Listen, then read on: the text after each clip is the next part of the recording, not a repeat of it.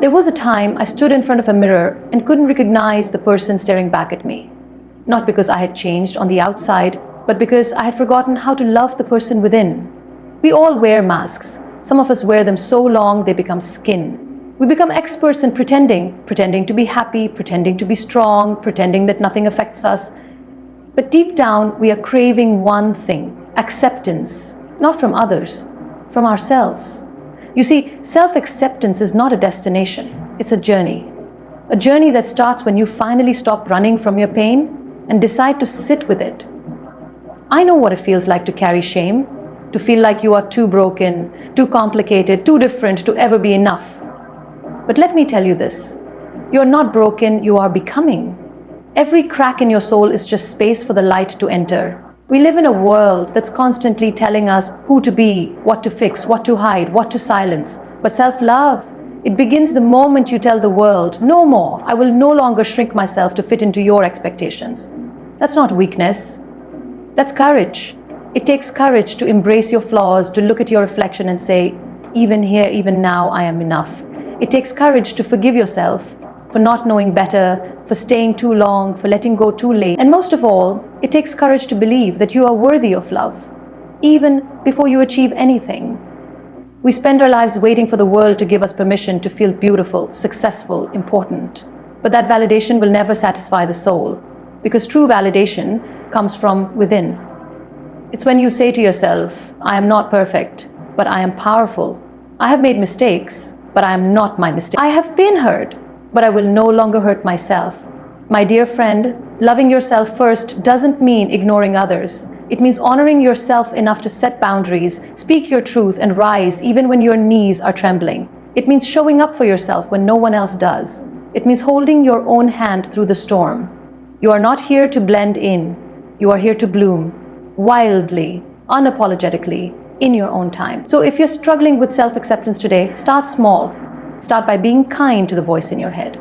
Start by celebrating your scars. They're proof that you survived. Start by forgiving yourself for forgetting how magical you truly are. And above all, start by choosing you every single day. Because loving yourself is not a luxury, it's the most radical, powerful, and necessary revolution you will ever lead. You are not broken. You are becoming. These are not just comforting words. They are the truths that lives beneath the surface of your pain, your battles, and your journey. Life has a way of testing us, sometimes in the harshest of ways. It doesn't always ask for our permission before throwing us into storms we never saw coming. But here's something many forget. The storms are not here to destroy you. They are here to shape you. Every scar you carry, whether visible or invisible, has a voice. And that voice doesn't say, I am weak. It says, I survived. Scars are not signs of brokenness. They are evidence of healing. They are symbols of the battles you've walked through and the resilience you've carried quietly in your chest. They remind you of the nights you didn't think you'd make it, the mornings you woke up despite the ache in your soul, and the strength you found in places you didn't even know existed within you. We live in a world that rushes us toward perfection. It teaches us to hide our cracks, to filter out our flaws, to erase the messiness that makes us human. But becoming is a process, and processes are not always pretty. They are not always smooth. Sometimes they're chaotic and painful. Sometimes becoming means losing pieces of yourself so that you can find the parts that were always meant to be there. It means being brave enough to sit in the silence, to cry when you need to, and to let the broken pieces fall exactly where they will. Because eventually you will gather them, not as fragments of pain, but as building blocks of power. Falling doesn't mean failing. Falling is just a step on the path of rising. Nobody climbs without stumbling. Nobody reaches the mountaintop without slipping along the way. And every time you fall, you are given a choice: to believe that it was the end, or to believe that it's part of the becoming. That is where the magic lies, in your ability to keep getting up. Maybe not always strong, maybe not always fearless, but always with heart, always with hope. There is a quiet kind of courage in continuing, in holding on, when everything in you wants to give up. There is strength in saying, I'm hurting, but I'm here. That is not weakness. That is transformation in motion. That is you becoming. So many of us look at our brokenness and assume we're unworthy. We think no one will love me like this. I don't even love me like this. But you are not meant to be loved only when you are polished, put together, or perfect. You are meant to be loved even in your in-between stages, in your vulnerable hours, in the chapters where you're still figuring things out. That love starts with you. Because the moment you stop judging your scars and start honoring them is the moment your life begins to shift. We forget that diamonds are made under pressure, that gold is refined in fire, that the most beautiful art is often born from pain. You are no different. What you've gone through is not your identity. It is your awakening. It is the place where your old self met the new one and said, let's try again, but this time let's do it with truth. You don't need to erase what hurt you to become who you're meant to be. You don't need to pretend that the fall never happened. Instead, carry it with pride, not because of the pain, but because of what it taught you. It taught you how to stand, it taught you how to fight, it taught you that you are far more powerful than you ever imagined. You are not broken, you are becoming. Becoming someone who knows how to bend without breaking. Becoming someone who knows that pain is not the enemy, denial is.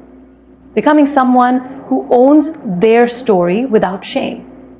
You are becoming someone who can look in the mirror, see the cracks, and still say, I am whole. This journey is yours. And though the road may feel long, rough, and filled with questions, you are walking it with a strength that cannot be seen in the calm, only in the chaos. Every scar tells a story, yes, but more importantly, every scar tells the truth. That you were hurt, but you healed.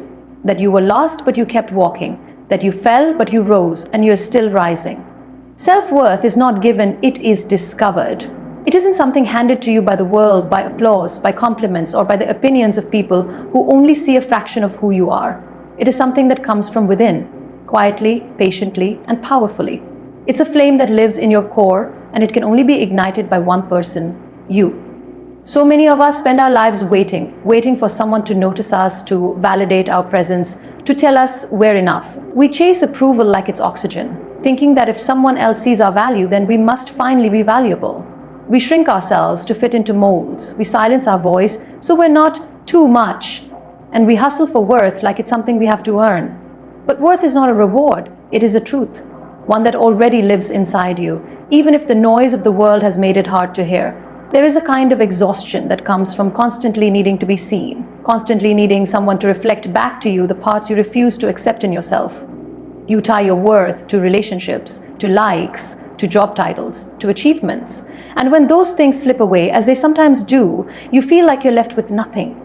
That's because what was never rooted in you can never sustain you. Self-worth must be planted deep inside, not scattered across the fragile opinions of others. You are not valuable because someone says you are. You are valuable because you exist. You are valuable because you breathe, you feel, you fight, you try. The fact that you wake up every day and keep going, even when you're tired, even when you're doubting yourself, even when life feels unfair, that is worth, that is a strength, that is power. It's a hard truth to swallow that no one else can do this for you. No one else can dig deep and uncover the gold buried beneath your fear and your self-doubt. No one else can convince you of your light if you refuse to believe it's there. But the moment you stop searching for your value in others, you begin to hear your own voice again. The real one. The one that doesn't need applause to be loud. The one that knows who you are, even when the world tries to tell you otherwise. You begin to walk differently. You begin to say no without guilt. You begin to speak up, not because you're trying to prove a point, but because your voice matters. You stop chasing people who treat you like you're replaceable. You stop settling for crumbs when you know you were born for the feast. That's what happens when you discover your worth. You stop asking for permission to take up. And yes, the journey to that discovery can be lonely, because sometimes you have to lose people in order to find yourself. Sometimes you have to stand alone to realize you were never truly empty. You were just giving everything you had to people who didn't know what to do with it. But in that silence, in that stillness, something beautiful happens. You come home to yourself.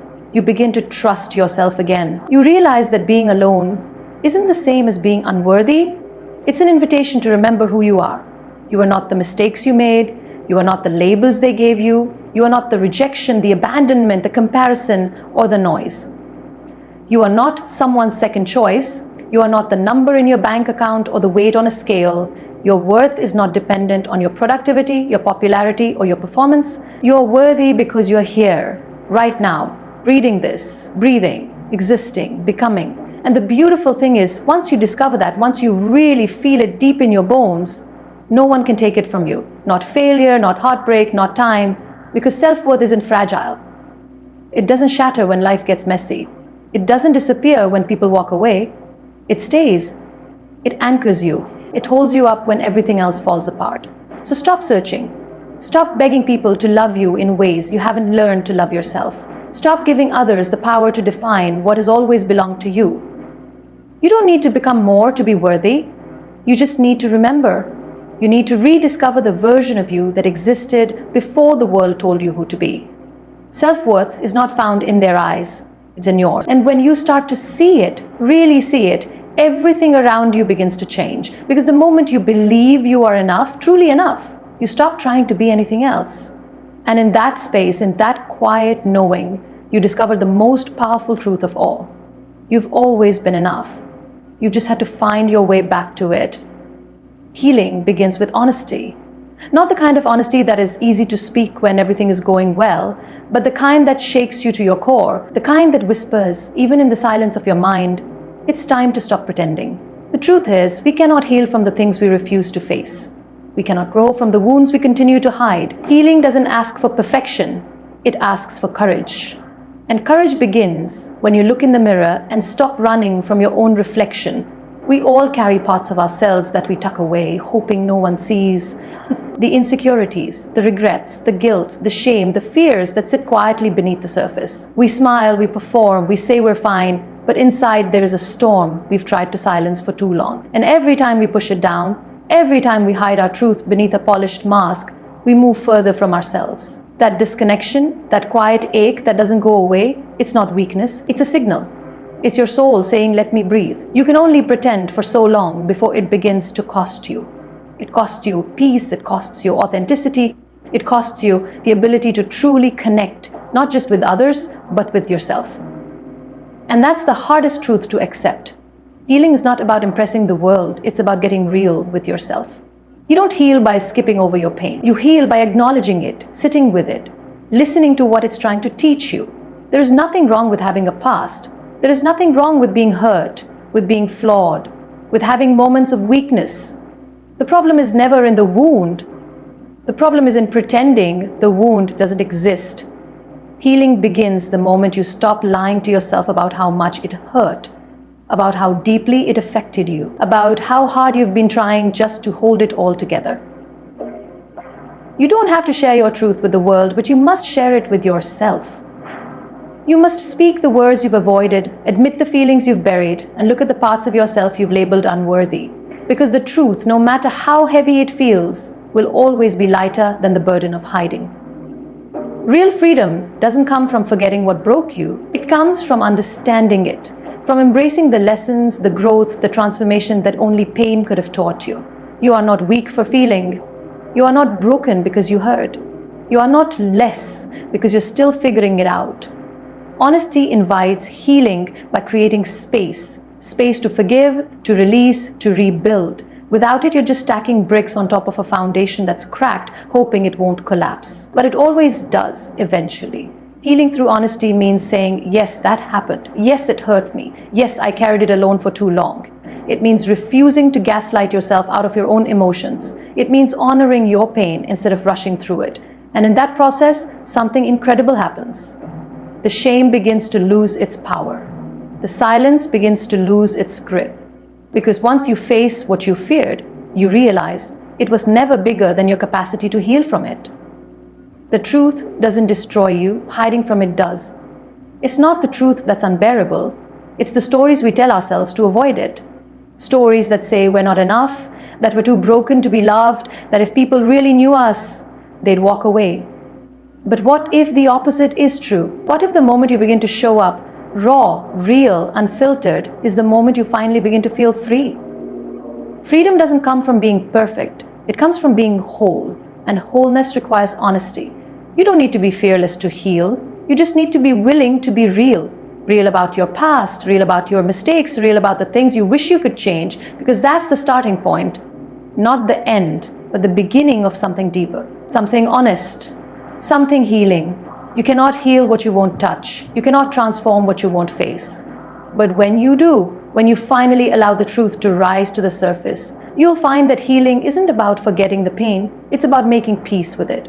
It's about recognizing that you are more than what happened to you, that you are more than the secrets you've kept, and that the life you want, the peace you crave, starts with one brave step: telling yourself the truth. Loving yourself is not selfish, it's necessary. It is one of the most powerful, most essential acts of emotional survival. Yet somehow it is often the most misunderstood. We are raised to give, to serve, to be kind, to take care of others. And that's beautiful. But somewhere along the way, many of us were never taught how to give to ourselves with that same compassion, that same devotion, that same tenderness. We learned to sacrifice so much that we forgot we were never meant to disappear in the process. You cannot pour from an empty cup. You can try, and maybe for a while, you will keep pouring others, into work, into responsibilities, into appearances. But over time, that cup begins to crack. You feel drained, anxious, lost. You look around and realize that while you were taking care of everyone else, no one was taking care of you, not even you. Loving yourself isn't about ignoring the world. It's about not ignoring yourself in the process of loving the world. It's not about arrogance or ego or being distant. It's about recognizing that you are human too, that you deserve the same patience, grace, and support that you so willingly offer to others. It starts in small ways: saying no when your heart means no, resting without guilt, speaking kindly to yourself instead of constantly criticizing, setting boundaries, not to push people away but to protect your peace, choosing relationships where you are celebrated, not tolerated, listening to what your body and soul need instead of always pushing through. These are not acts of rebellion, these are acts of love, self-love. There's a difference between giving from abundance and giving from depletion. When you love yourself, you create overflow. You show up more grounded, more patient, more generous, not because you're pretending to be, but because you are full.